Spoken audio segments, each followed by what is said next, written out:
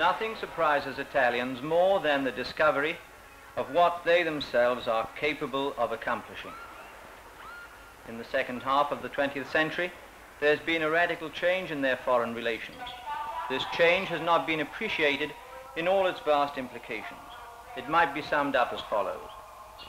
Some time back, Italy used to export labor, especially unskilled labor, along the sorrowful paths of indiscriminate emigration. Nowadays, it's exporting talent in the shape of keenly sought technicians and skilled labor and products which world markets are crying out for.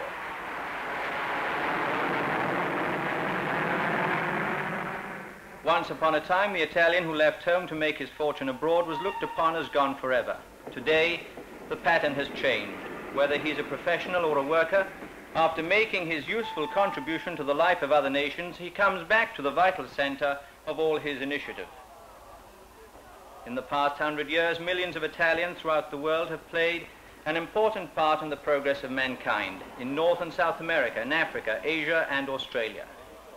But up to recently, at what a price?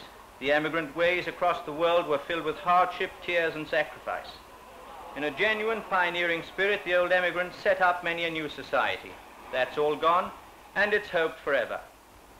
Italians today remain Italians, collaborating with whoever comes to them for assistance in the arts and sciences, in a relationship based on mutual respect and an idealism which formerly was non-existent in peacetime work.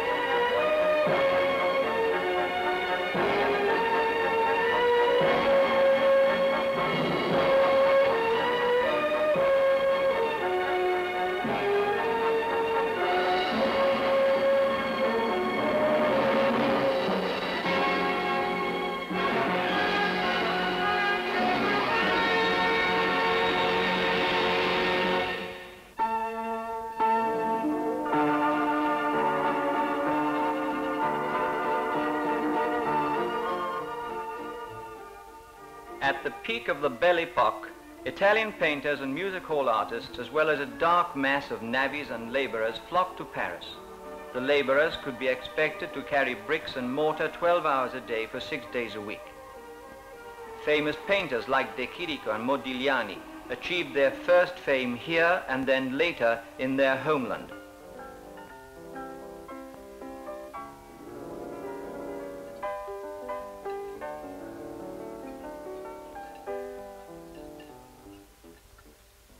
Paris still attracts Italians like a lodestone, but it's only in the last 20 years that the Italian labor forces have attained the dignity they deserve.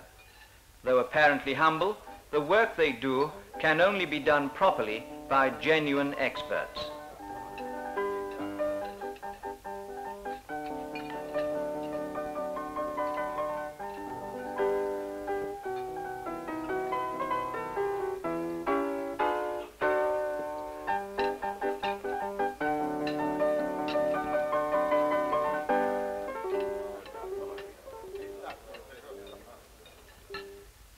Many of the vast new districts in the capital were put up by Italian contractors, architects, engineers, and bricklayers. The French respect their skill, do their accounts like all good businessmen, but defend the workers' interests with a genuine sense of fair play.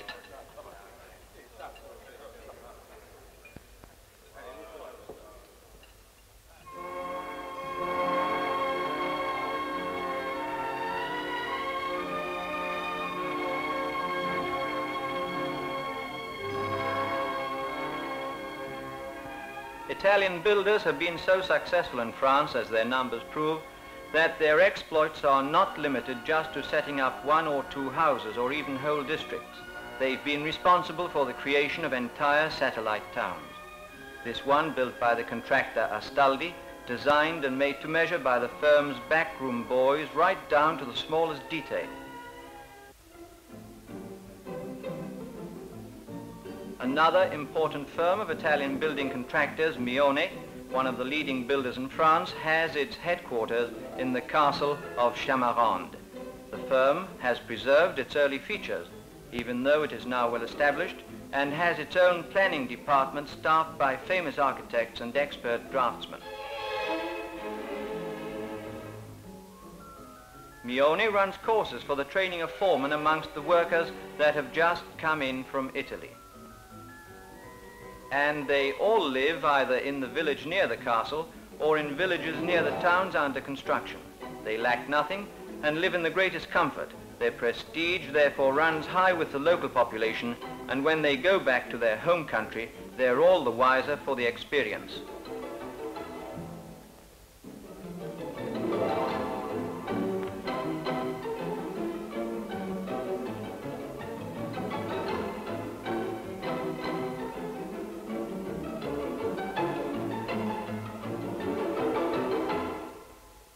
So you come across these new satellite towns almost all over France.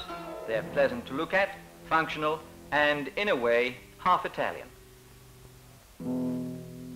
The name of Marcinelle in Belgium stirs up unhappy memories. In the summer of 1956, the coal mine was hit by one of the worst accidents of all time, and countless Italian families suffered bereavement. International agreements on the assistance of Italian workers abroad guarantee them a protection now, fortunately, which they would never have dreamt of in the past. But mining is still a tough, risky occupation, and Italian labor is still very much involved in this type of work. In the cemetery of Marcinelle stands the monument to the Italian miners who lost their lives in 1956, the cold record of the grief of those they left behind.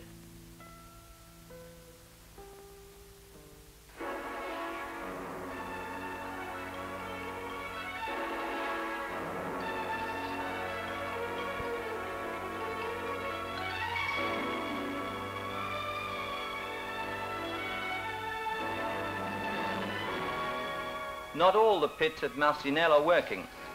Some have been closed because the seams are empty, others because they're dangerous.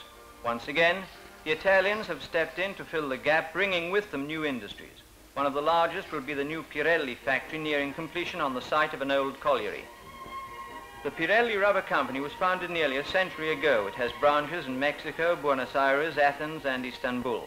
This factory at Marcinelle will be one of its biggest for the production of a vast range of rubber byproducts.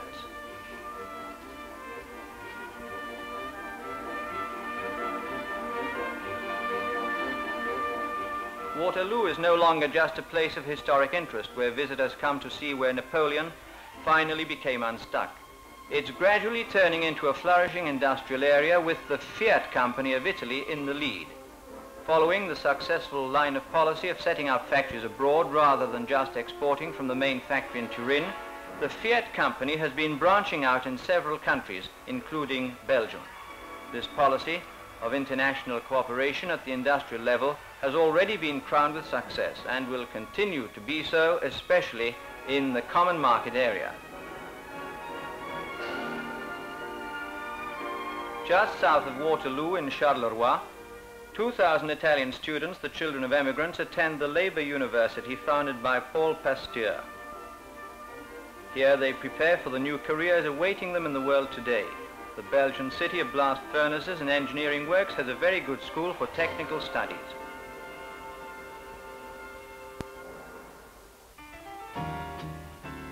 Cologne. At the end of the war, the city had been razed to the ground, and its old mayor, Konrad Adenauer, thought he'd never see it rise again. Today, more than 1 million people live in Cologne. It has regained its position as a center of the arts and industry, consolidated its fame for the promotion of social studies. It offers an outstanding example of the cooperation that can be established among nations, particularly in the European community, by the fact that thousands of Italians are employed at the Volkswagen works. The Italians are admired and respected here as ingenious, hard-working partners in an enterprise that has broken countless records in car production. Cologne was destroyed by Allied bombers. Rotterdam was flattened by German Stukas. Both cities have come out of the war stronger and more efficient than before. The wealth of the town is based on chemicals, shipbuilding and shipping. The importance of shipping and sailors has been duly recognized by the town. This is the Sailors' Monument overlooking the most up-to-date port on the North Sea, and to the credit of Italy, it came from the hand of the sculptor Federico Carasso. One of the largest factories of Shell Montecatini has gone up in Sluiskil, not far from Belgium, in one of the provinces of Holland most gnawed by the sea, Zeeland. The factory was designed and planned in Italy like many other new projects. Then one day the Italian technicians came along with their assistants and their theodolites, started to dig and scrape, and install the heavy machinery imported from Italy.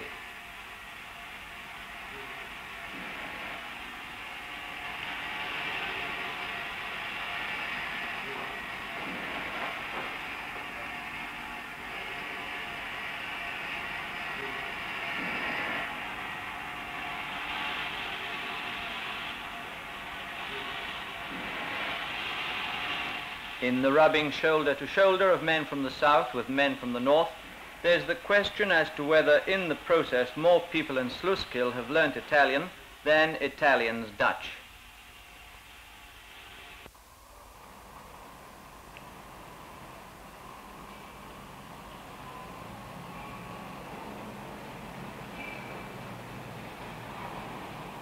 In Amsterdam, one of the regular bills of the theatrical season is Italian opera with Italian artists.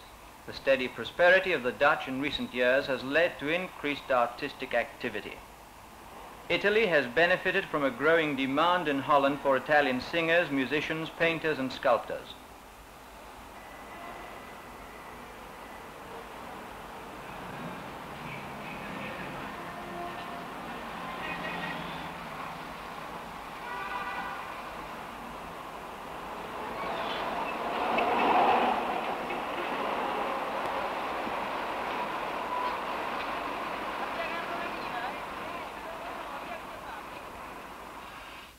When we say that Italy is no longer exporting brawn but brains, or rather the talent of its people, we are describing a fundamental revolution that has taken place in its relations with the other countries of the world.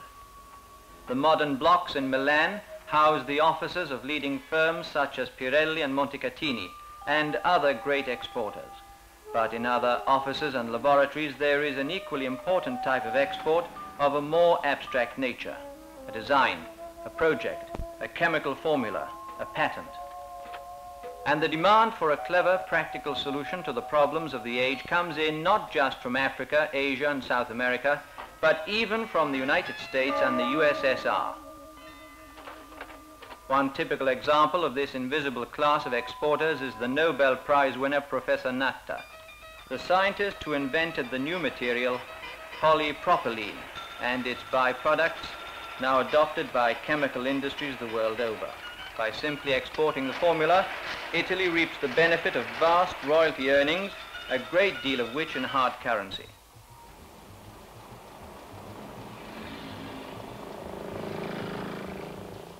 A further example is offered on these lines by the activity of the Compagnia Tecnica Industrie Petroli in Rome. Here, if you like, is another industry depending on backroom boys and eggheads. This company specializes in designing oil refineries built by the main oil companies in the world. When the project and drawings are ready and have been approved, teams of highly qualified Italian specialists of from 30 to 40 people leave for the site of the new refineries and supervise its installation. When the job is done, they return to Rome and begin work on the next project.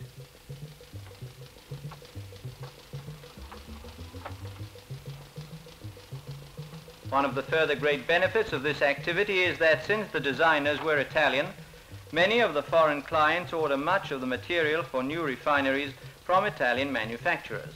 Two figures alone are sufficiently eloquent to back up this assertion.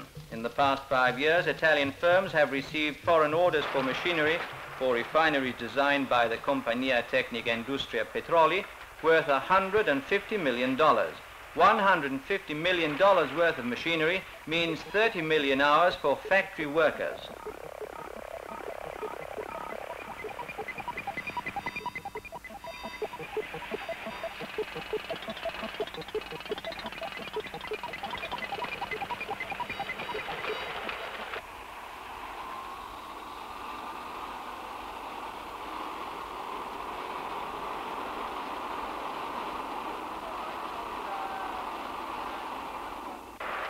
Acquaintance with masterpieces of art and literature was once the pleasure of a privileged few. Nowadays, the ordinary people of Italy and many other countries have been put in contact with this no longer remote world by a series of publications which have literally taken the market by storm. The Milan works of Fabbri Brothers is the only one of its kind in Europe for color separation and printing that can turn out high-quality printing at a low cost. The perfection this firm has reached in art reproduction has even earned praise from the most adamant opponents of mass culture. Art lovers abroad can now enjoy the pleasure of possessing a complete range of publications on the greatest works from the artistic heritage of Italy. They come out weekly, and the price is low because of the great numbers printed. Some figures will demonstrate the extent of the success of this new venture. Whereas formerly, from 2,000 to 5,000 copies were printed of books on Italian painting, the average run of volumes issued by Fabbri Brothers is 500,000.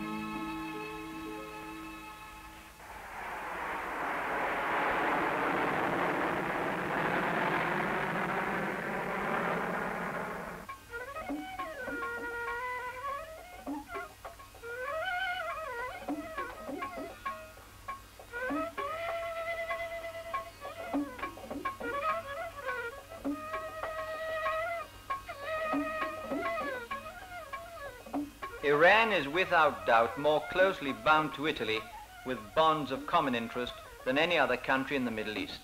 Several Italian enterprises are operating at the present time between the shores of the Caspian and the Gulf of Oman. One of the most impressive Italian exploits in the country is the dam on the river Des, 203 meters from top to bottom, the second highest dam in the world. It was constructed by Impresa.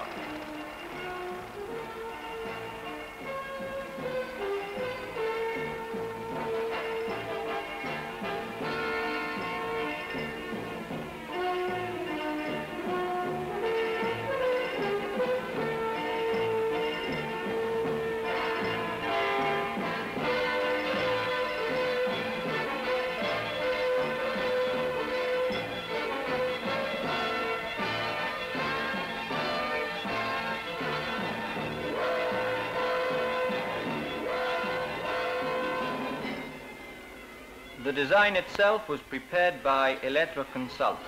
The Des Dam cost $36 million. Work on the dam started in 1960. It has led to the creation of an artificial lake containing a maximum of 465,000 cubic meters of water. It may be less striking than the Kariba Dam, but because of the difficulties overcome against faults in the terrain and the unprecedented solution of problems that had never been faced before, the Des Dam is considered one of the finest hydroelectric dams ever built.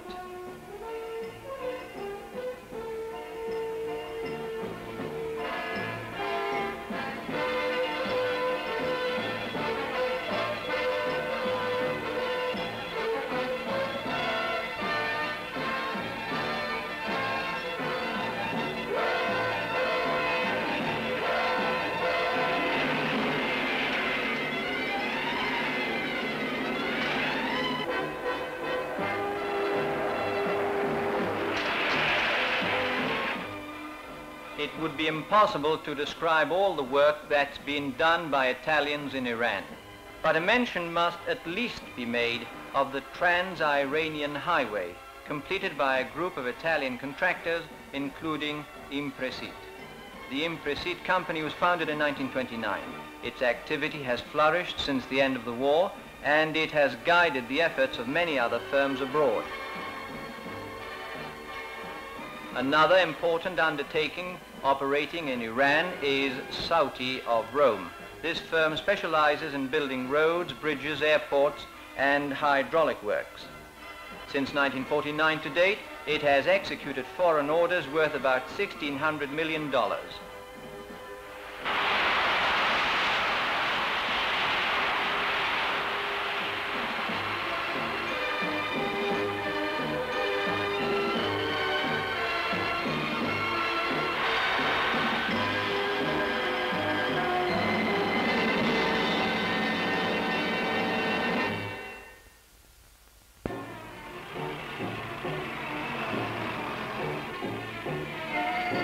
One of the biggest problems Iran has had to face in recent years in the promotion of national development has been her need for roads. The country is 5 times bigger than Italy, and yet has only 1/5 of the roads in Italy. Almost all the road builders who got contracts in Iran were Italian. One of the largest Italian firms operating here is Giovanetti. The going is heavy, but once again, Italians have shown they can get through all kinds of difficult circumstances.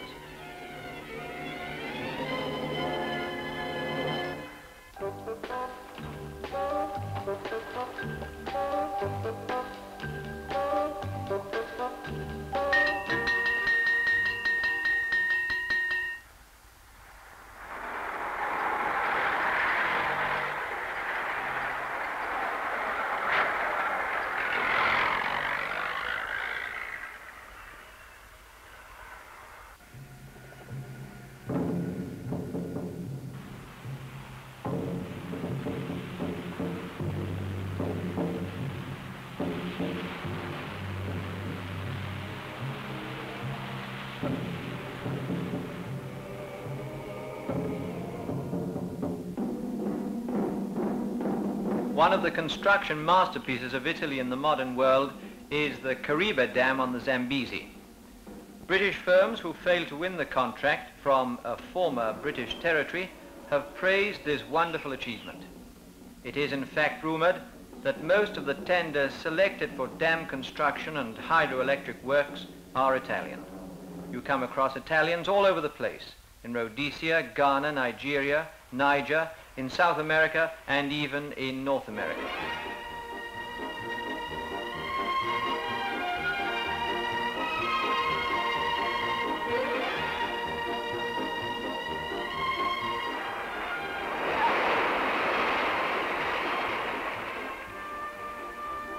During work on the Kariba Dam, the managers and workmen passed through several dramatic moments before the colossal undertaking was brought to completion.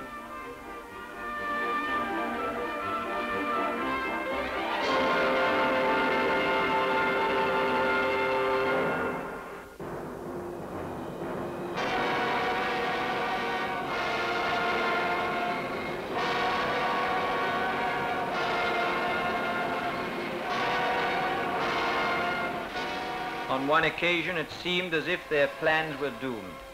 The Zambezi rose in one of the biggest floods in living memory to carry away most of the installations.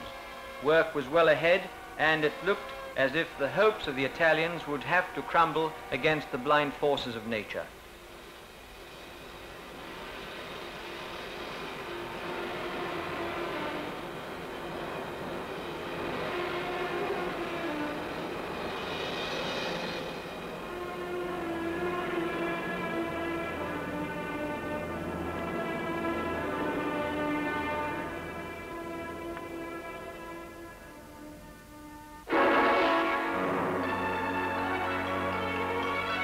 It was not so. Man triumphed once again, and the finished job was handed over well within the time laid down in the contract.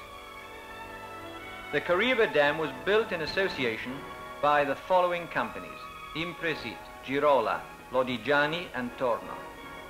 These firms have been responsible for the building of hundreds of miles of tunnels, several hydroelectric power stations, as well as the dams of Ladon in Greece, Akasombo on the River Volta in Ghana, Kazrum El Girbia, and Roseres in the Sudan, Kainji in Nigeria, and others in Switzerland and Iran, just to mention their main jobs.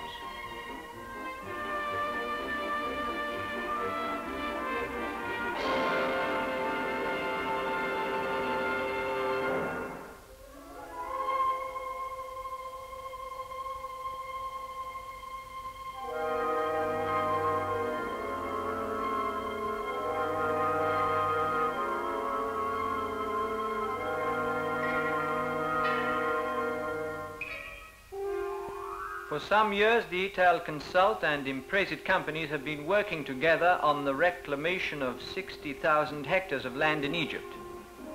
Water is perhaps the natural product most in demand across the globe.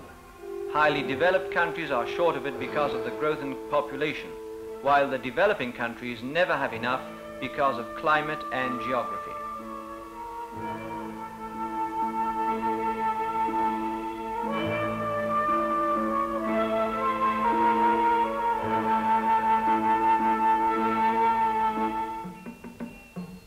For thousands of years, the Egyptians believed the Nile was divine. They called it the god Hapi.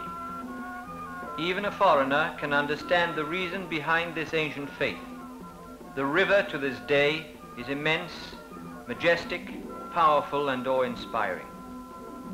Besides, the life of the country now and in the past has always depended on the floods or irrigation water of the Nile for the growing of its crops. The good humor or anger of the river god used to be judged by the height of the waters. In good seasons, they can be as deep as 16 cubits. This vast reclamation program represents a further addition to the various dams and schemes that have been carried out in the past 100 years. It includes the construction of 1,800 miles of canals and waterworks, 2,000 miles of roads, the movement of 40 million cubic meters of earth, and the building of 13,000 houses for a total cost of $100 million. Italian technicians have designed a system of power stations, high-pressure lines and canals, which is already leading to the transformation of the desert after a desolation which has lasted 40 centuries because the area was left to the whims of the wind and the rain.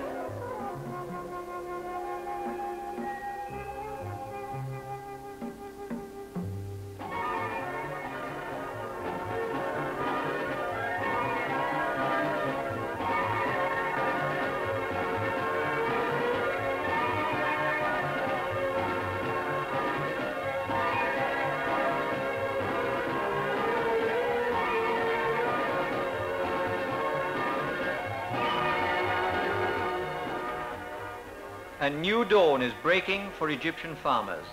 The harvest will be greater than was ever known in all the glorious history of ancient Egypt.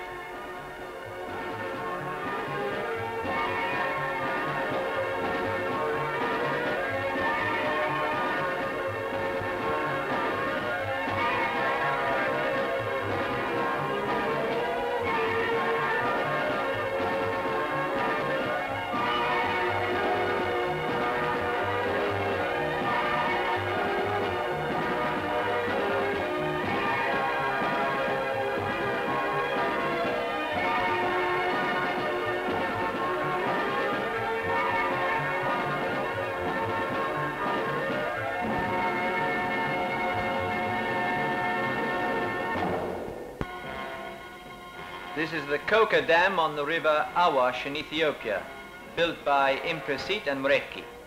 The work done by Italians in Ethiopia in recent years has led to a restoration of well-balanced relations between the two countries after the stormy years from 1935 to 1943. Italians are still sentimentally attached to Ethiopia with feelings of genuine affection. In spite of the thorns of colonization and war, what was carried out by Italians in Ethiopia deserves an honest word of praise. Ethiopians regard Italians with friendly esteem. Right now there are countless Italians at work in the country on behalf of 215 Italian firms, and Italian is still the lingua franca. Without counting earnings from what we called products of the mind, which amounted to $5 million for the Coca Dam alone, exports from Italy to Ethiopia are now worth about $1.5 million a year, while imports from Ethiopia into Italy run at about half this figure.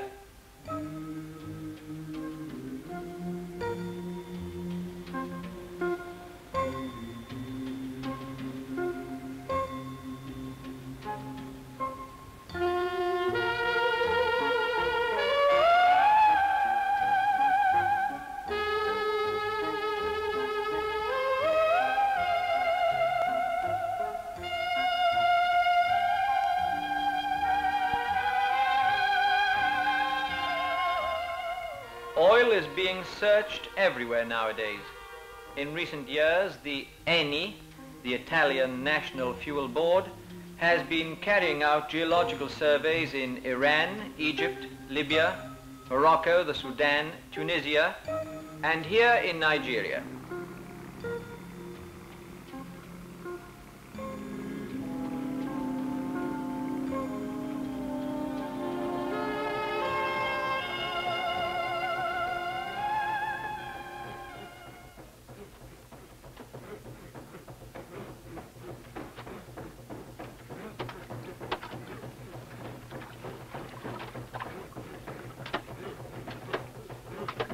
The most productive wells so far in action are those in the Sinai Desert. They produce more than 4 million tons of crude oil per year. But there are grounds for believing that this field we are viewing just now in Niger is one of the richest of all. Investigations so far made would confirm this opinion. Then just think of the increase in working capacity of Italian refineries over the recent past. From 1950 to 1960 alone, the quantity of crude oil processed jumped from 6.5 million tons to 46 million per annum. Italians now refine oil for other countries, while foreign interest in Italian installations is on the steady increase. The ENI has set up a group of companies which cover the full cycle of complex operations, from exploration and geological surveying to the retailing of the finished product to the public. Its specialists and technicians are trained in its own schools. They are then ready to go out prospecting in any corner of the world, or else to take up jobs in refineries or in the distribution network.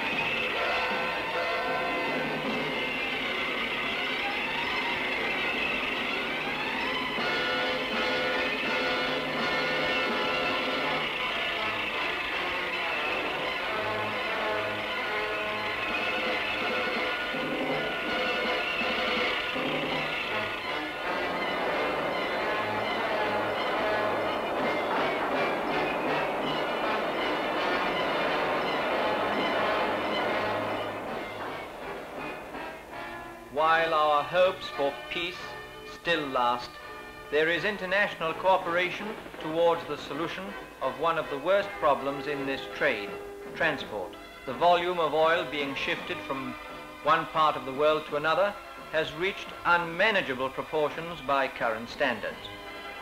Orders for giant cost-saving tankers have been received in Italy, both from the United States and the USSR, while the ENI is leading in the construction of international pipelines.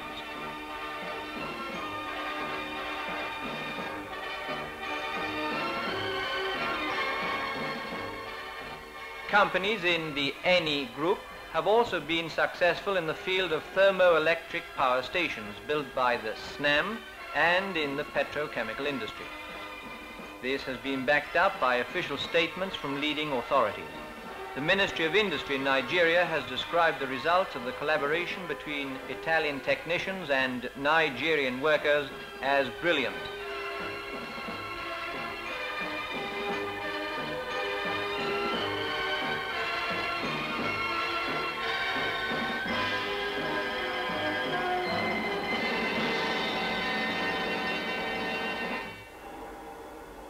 This Alitalia jet plane is about to touch down in Argentina, an old friend of Italy, a third of whose population is of Italian origin. Between 1857 and 1929, 2,832,000 Italians emigrated to Argentina. At present, there are more than 1 million Italian citizens in residence there. They represent the bridge which holds the two countries together by close bonds of interest and friendship, a relationship which has never been disturbed by quarrels. One of the principal monuments in Buenos Aires is to Christopher Columbus, No questions are ever raised about his nationality, not even by the Argentinians of Spanish origin. One figure is enough to give you an idea of the volume of trade between Italy and Argentina. The total annual exchange is over $24 million. The Eni produces the oil and petrol, and Fiat from this skyscraper directs an organization offering machines for the consumption, motor cars and in particular tractors. Fiat has 6 motor works in Argentina, in Cordova and Buenos Aires, turning out cars, diesel engines, tractors and hot-rolled steel.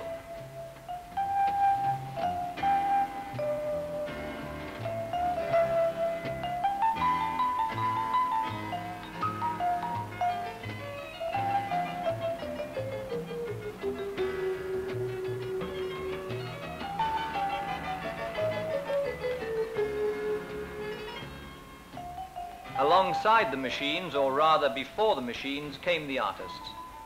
An unbroken tradition going back almost a century has coupled the operatic seasons of 2 different hemispheres, Italy and the Colón Theatre in Buenos Aires. All the most famous Italian conductors and singers have been applauded at least once by the audience of the Colón, where Italian opera still tops the bills each year, and where our musicians have found enthusiastic fans and excellent pupils. The best Argentinian composers today are called Troiani, Luzzati, and Fracassi, while the leading conductor is Argenta.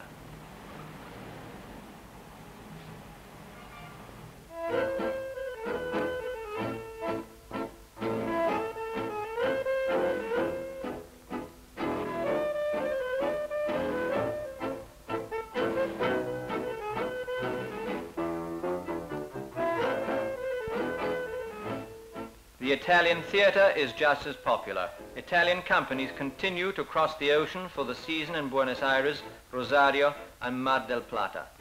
Pop singers and film stars also hold their own.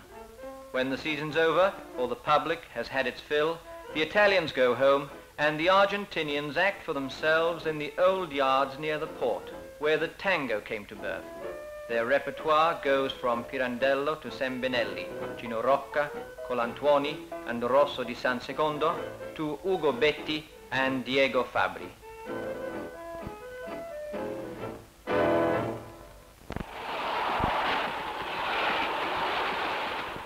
The Olivetti typewriter and adding machine company in Buenos Aires is probably the biggest concern here after the shipyards of Tigre and San Fernando.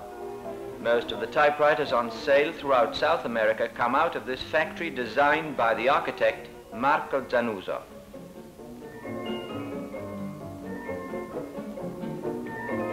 The presence of Olivetti in Buenos Aires is just as striking as back in Italy at Ivrea, because here too it has created a new town for its employees. Nothing is neglected in the assistance of residents, from education to health services and social welfare.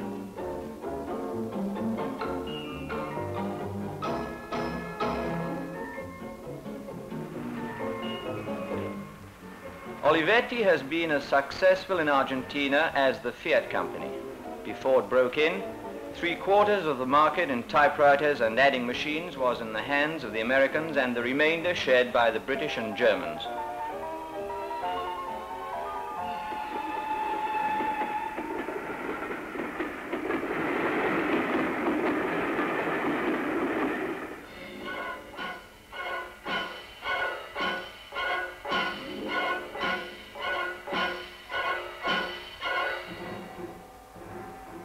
The Tequint Steelworks is one of the largest and most efficient factories for the production of tubes for natural gas and oil pipeline.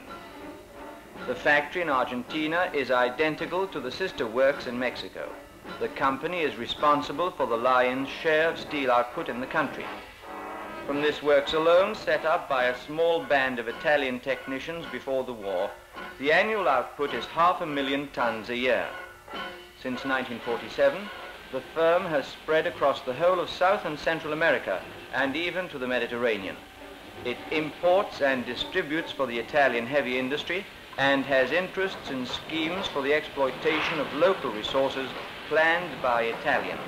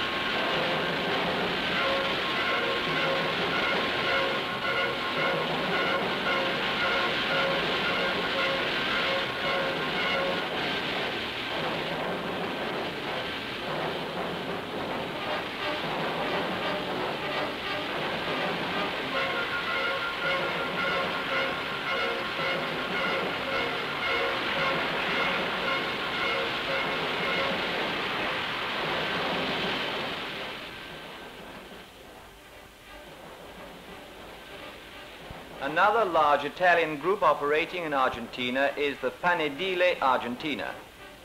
It constructed the Rio Hondo and Ulm dams. The aqueduct running from the mountain lakes across the Pampas to the oil center of Comodoro Rivadavia was also planned in Italy and built by local forces in collaboration with Italian technicians.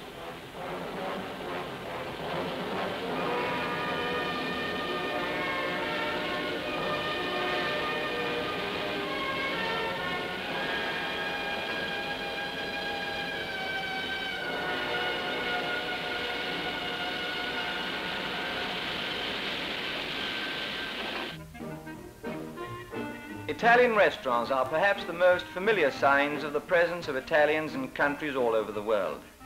Almost half the population of Buenos Aires is Italian, by birth or descent, so the Italian streak in the character of the city is predominant.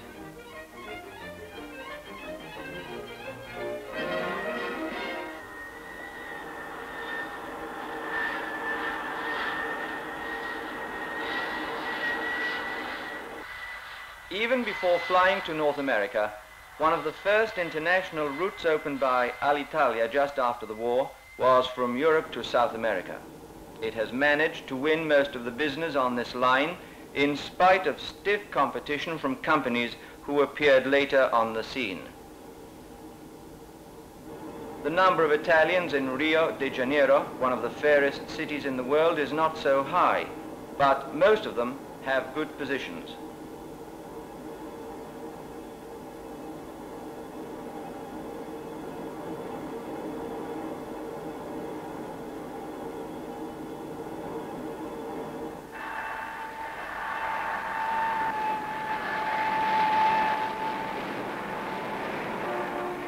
In the whole of Brazil, there are 300,000 people of Italian birth and about 1.5 million of Italian descent. They are employed mainly in business and industry, especially in San Paolo, but in farming in the district of Rio Grande do Sul, where you come across towns such as Garibaldi, New Venice and New Pompeii, populated entirely by Italians. They have also set up fair-sized industries in the state of Minas Gerais and in the Mato Grosso. The state capital now is Brasilia, but Rio will continue to be the spiritual capital of Brazil.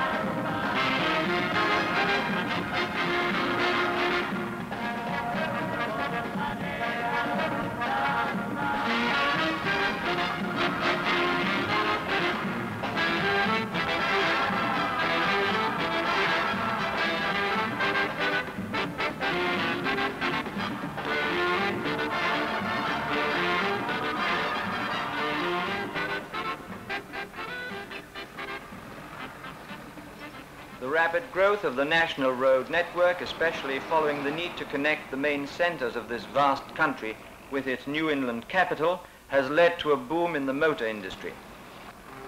The industry is concentrated in the Fábrica Nacional de Motores at Cidade dos Motores, not far from Rio. It is a nationalized undertaking, but in fact depends on the Italian Alfa Romeo for the supply of models, both lorries and cars.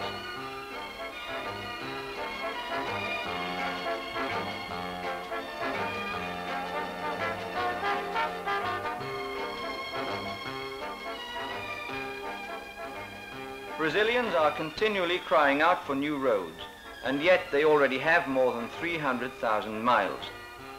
In comparison, there are only 25,000 miles of railway. From this, it's easy to understand how road transport needs are rocketing. It has been calculated that on certain days, as many as 2,500 trucks ply in both directions between Rio and Brasilia, while at peak hours on the road between Rio and Sao Paulo, the traffic is heavier than on any road in the United States. The total volume of trade between Italy and Brazil in recent years has touched the $80 million mark.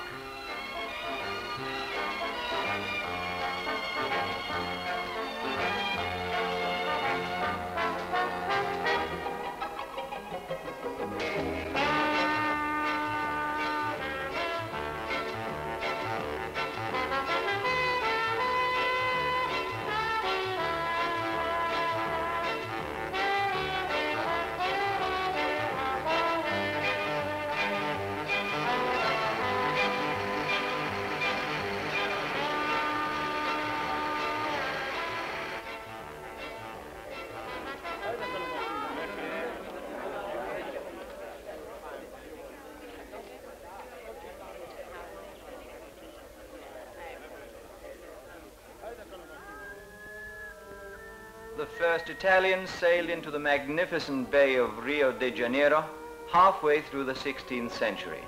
They were mainly sailors and merchants, with such names as Adorno, Doria, Fregoso, Spinola, Grimaldi.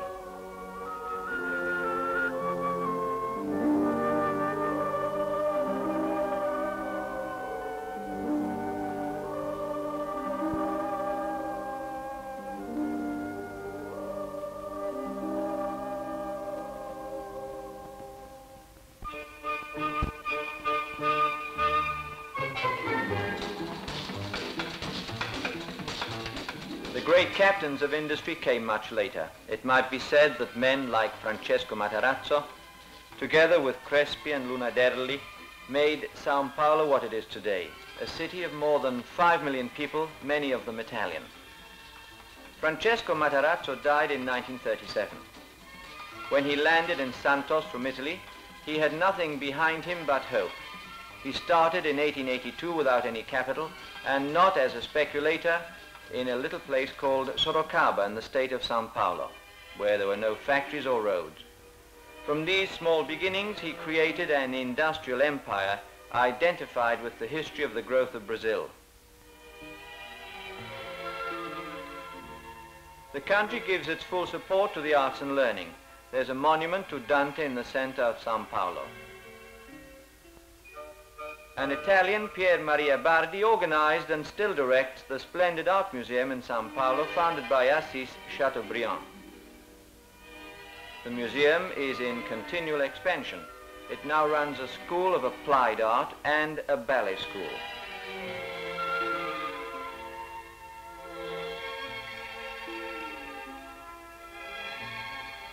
The Victor Civita printing works is one of the 3,009 presses in Brazil.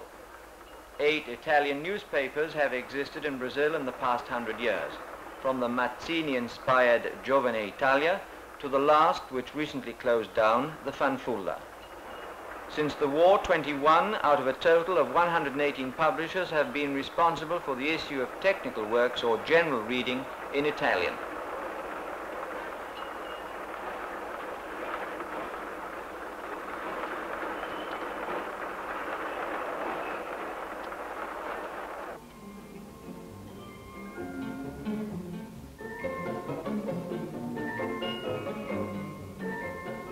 Brazilians say that Brazil sprang from Rome.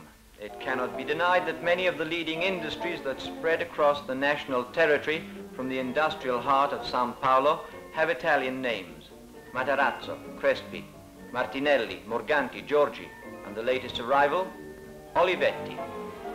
This is one of the biggest Olivetti factories overseas.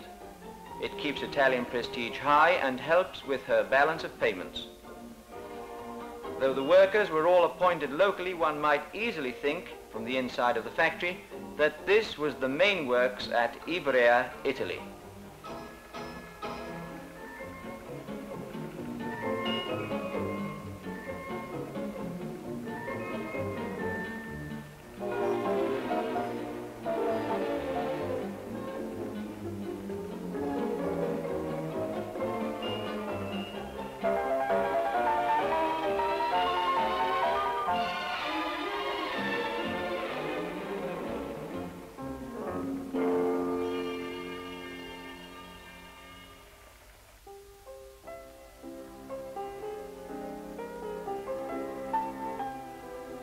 In Brazil, you come across the most beautiful butterflies and, naturally, the most beautiful flowers in the world. There are 15,000 varieties of orchids alone. These precious flowers are exported daily to the United States and Europe. The leading nurserymen in the country are Italians. One of them, Angelo Rinaldi, has dedicated his most valuable greenhouse to the memory of the pioneer Francesco Marazzo.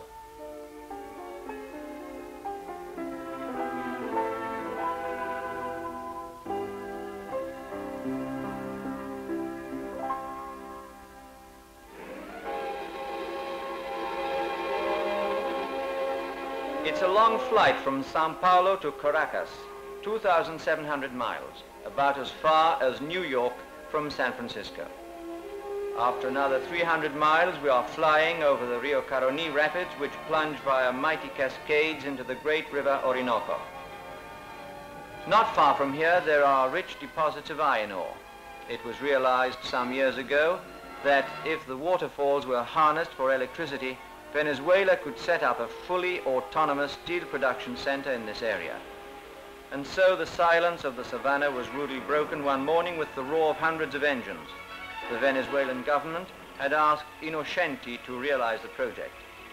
3,000 men were employed for several years on the site, while all the material was produced in Italy and shipped across 5,000 miles of water by 279 vessels engaged in a transatlantic shuttle service.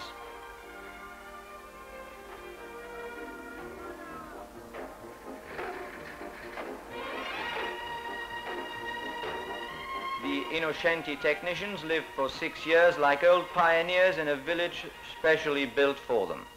They watched their dream child grow up day by day. The whole scheme cost more than $400 million. Of all the exploits of Italian industry abroad, it is one of the greatest. The most ambitious project so far realized by Innocenti, of many others carried out in 29 countries in Europe, Asia, and all America.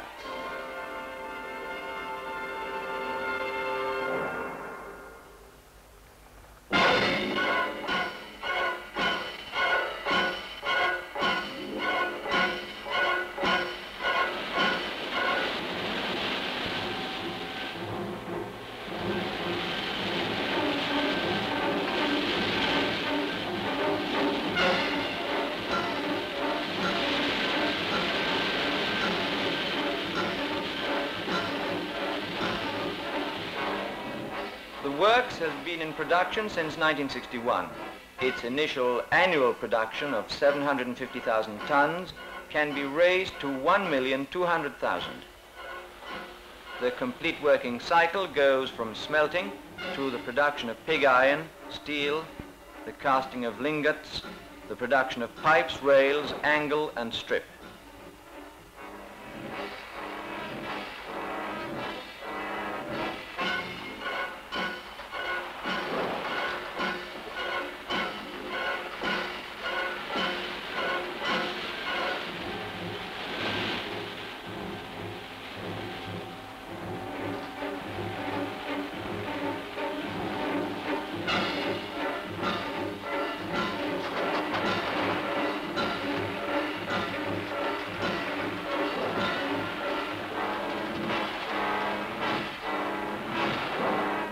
This flash of progress, this oasis of production in the silent savannah, was brought to Venezuela by Italians.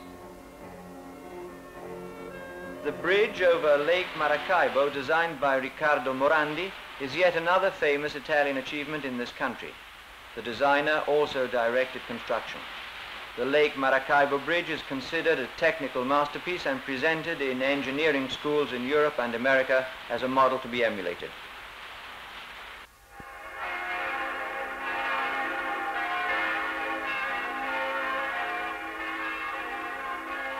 This isn't the Dome of St. Peter's in Rome, the heart of the Catholic world, but the Cathedral of Notre Dame in downtown Montreal, the city settled by the priests of Saint-Sulpice 3 centuries ago.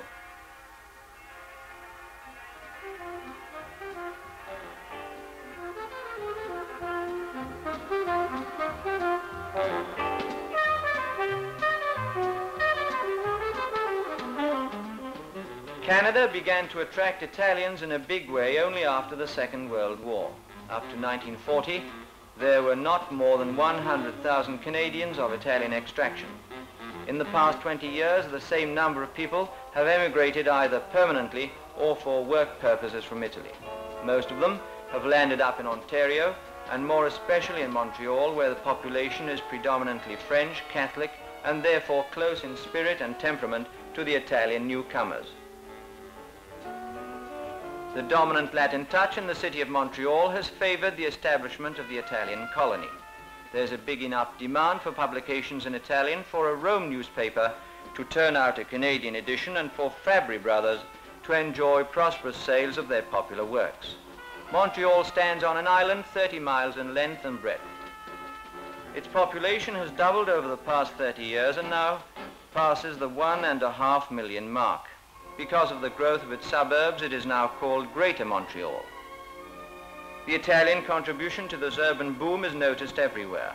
Downtown, the Società Immobiliare Italiana was the contractor for a skyscraper which is the pride of Canada.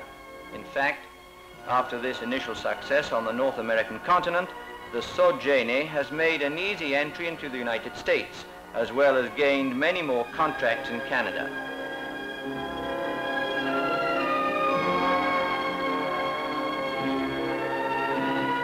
Well-established names are associated with yet another Italian achievement, Pier Luigi Nervi and the architect Luigi Moretti. The new building is considered one of the most interesting new approaches in skyscraper design that has gone up in recent years anywhere in the 2 Americas. Nervi and Moretti were in fact responsible for the whole replanning and layout of Victoria Square, which includes 2 skyscrapers, both 45 floors high, and minor buildings rounding off an impressive plaza.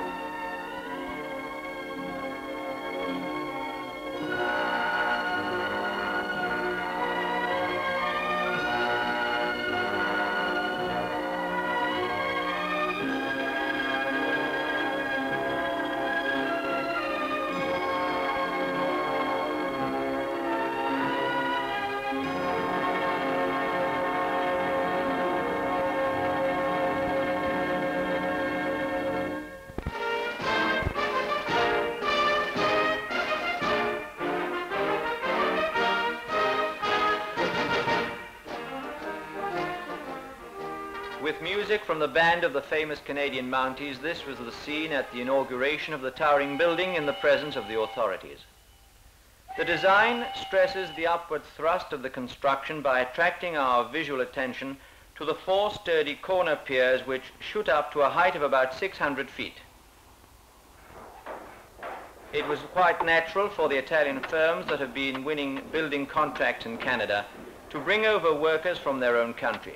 There has been a repetition in Montreal of what took place in the largest French-speaking city in the world in the last century, but with a difference. The builders and carpenters in Canada today are far better off than their forebears were in Paris. They are not just laborers. They are treated with as much respect as the engineers and technicians because they too are specialists and have been called to a city of different skills where there is in any case more interest in trade than in building.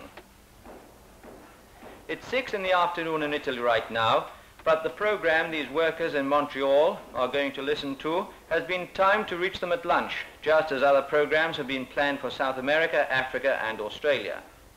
Radio represents an important link with the home country for workers abroad. Settimanale radiofonico per gli italiani all'estero. The program you can hear was a commemoration of the life of Emma Grammatica, one of the greatest Italian actresses of the golden age of the theatre. It includes a broadcast interview of the actress of some years ago. Ha recitato, si può dire, fino all'ultimo giorno della sua vita. L'ultima grande attrice di un'epoca per noi favolosa si è spenta con il teatro sulle labbra e nel cuore. A noi piace ricordarla ai nostri ascoltatori per quanto disse 3 anni fa in un'intervista destinata proprio a questa trasmissione. Ve la facciamo riascoltare. Lei ricorda qualche episodio, qualche incontro con qualche italiano all'estero in modo particolare? Sì, per esempio, non so, una volta ero in strada aspettando. The actress mentions an anecdote from her travels abroad. Once she says, when she was waiting in the street for a taxi, a stranger came up to her and stroked the sleeve of her fur coat. She was nonplussed. The stranger explained, "Forgive me, I just simply had to feel a bit of Italy."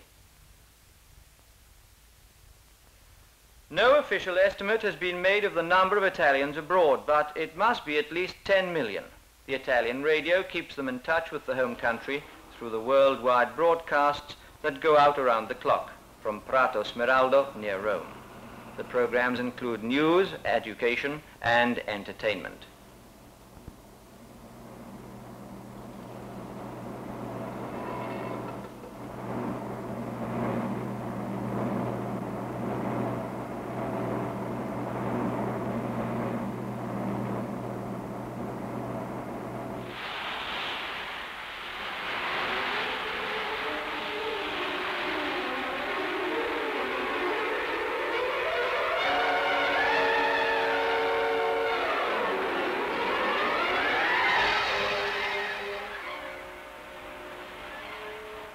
The Niagara Falls is a must for all sightseers, so on our way from Montreal to Washington, we too will stop off to see this natural wonder.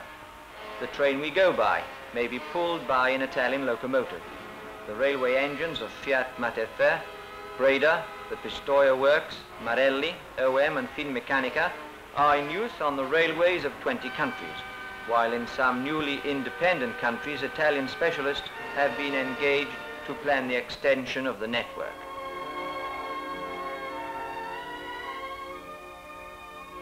In February 1956, during his official visit to the United States, Giovanni Gronchi, then Italian president, unveiled 2 groups of sculpture and bronze presented by the cities of Milan and Florence to embellish this bridge over the Potomac. Both are works of the sculptor Leo Friedland. One represents sacrifice and the other courage. They symbolize the restoration of friendship between the 2 nations after the tragedies of war. On the same visit, President Gronchi unveiled a copy of the discus thrower in front of the American Department of State, presented by the people of Italy to America as an expression of gratitude for all the help they had received in the difficult task of recuperating Italian art treasures carried off by the Nazis.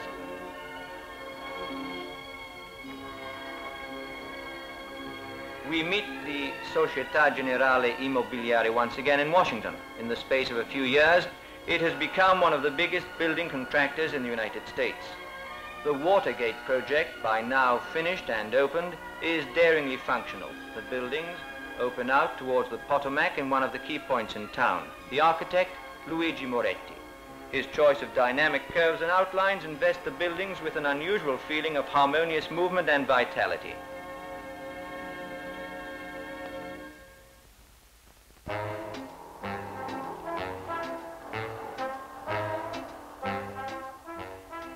The first people to appreciate the utility of motor scooters in America were students. American universities are usually spread over a vast area around a campus, not unlike the layout of an airport. And just as scooters first came to be used in airports, so American students discovered back in 1952 that one of the quickest and cheapest ways to get around their universities was on a Vespa, not in a car. After initial circumspection and a realization that scooters are not simply made for students to fool around on, the Vespa has become a respectable feature of everyday life in America.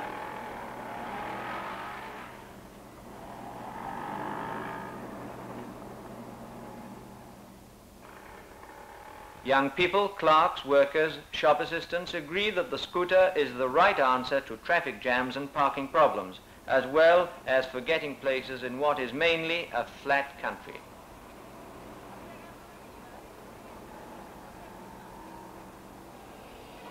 Even the police in New York are riding around on Vespas. They get through heavy traffic where their powerful but cumbersome motorcycles simply bog down.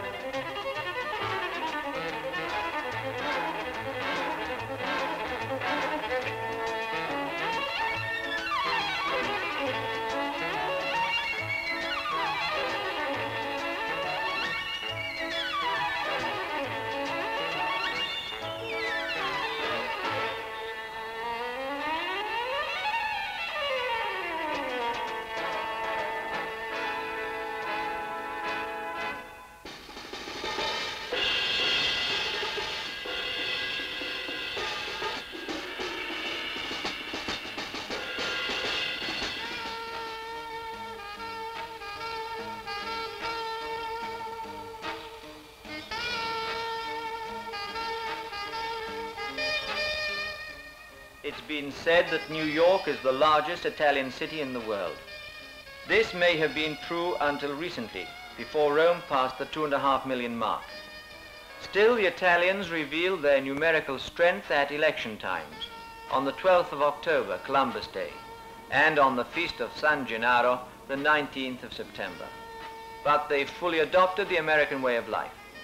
There's been considerable emigration to America since the war, but not for permanent settlement. Those who've gone and returned are businessmen, research workers, contractors, and technicians.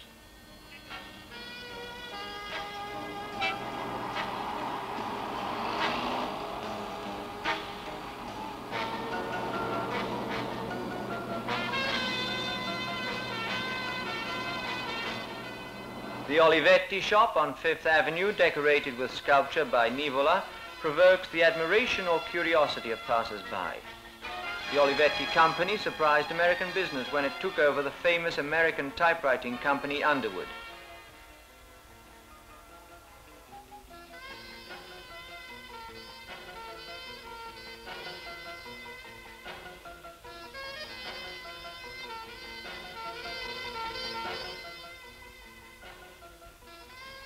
Next to the Olivetti shop, there are two smart Italian bookshops. The post-war boom in books and publications in Italy has not been limited to the home market. About $30 million worth of books, magazines, and papers are sold abroad each year. The best publishers are represented all over the world.